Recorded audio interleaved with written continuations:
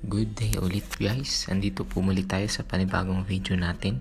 At last time pinag-aralan po natin kung paano i-private ang ating username sa Maya account natin. So ngayon naman guys, tatalakayin natin kung paano i-public ang ating username sa ating Maya app.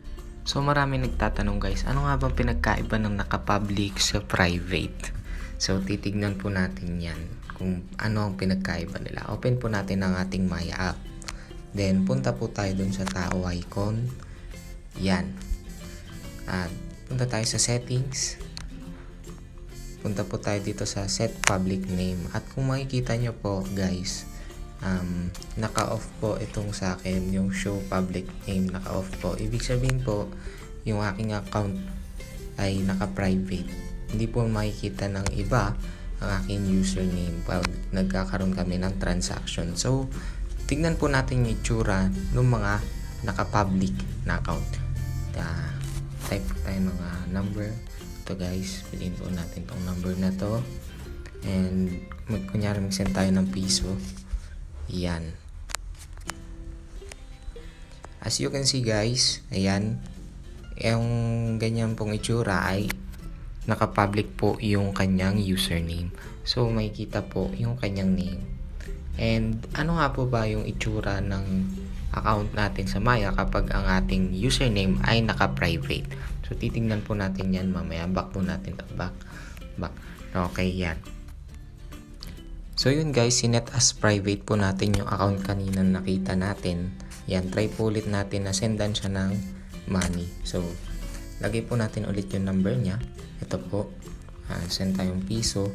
Yan. As you can see guys, wala tayong makikitang username. Ibig sabihin naka-private po ang kanyang username. Hindi po makikita ng mga tao na ka-transaction niya yung kanyang username. So, paano nga ba i-public ang ating username? Kaya nung dati guys, punta tayo dito sa tao icon. Click po natin yan. And then sa settings, punta tayo dyan sa settings. At kung makikita nyo po itong set public name, pindutin po natin yan. Ayan, pindutin po natin. At ito po, show public name. I-on po natin itong show public name. Yung akin guys, naka-off din. I-on po natin ngayon. Ayan. Bago po may on ay ilalagay po muna natin ang ating password sa My account. So, lagay natin.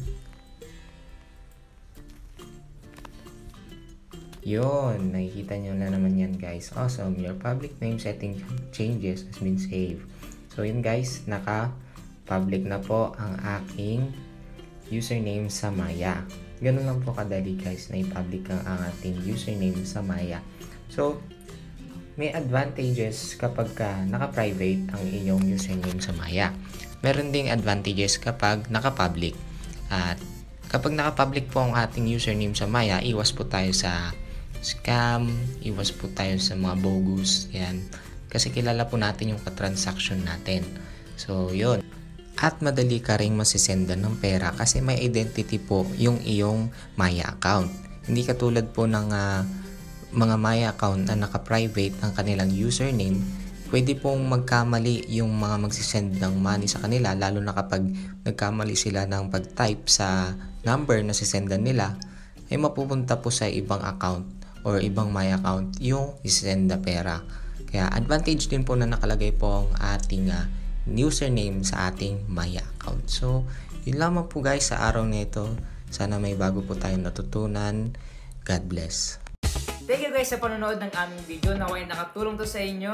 At kung gusto nyo mag-order na aming Tara-G hoodie, please click the link ng aming Shopee account. Pwede kayong mag-order doon. And then huwag nyo kalimutan na mag-like and follow sa aming Facebook page, Tara-G Cash In and Cash Out. And then nasa link na rin ng aming description. Click nyo lang yun and then mapupunta na kayo sa aming Facebook page.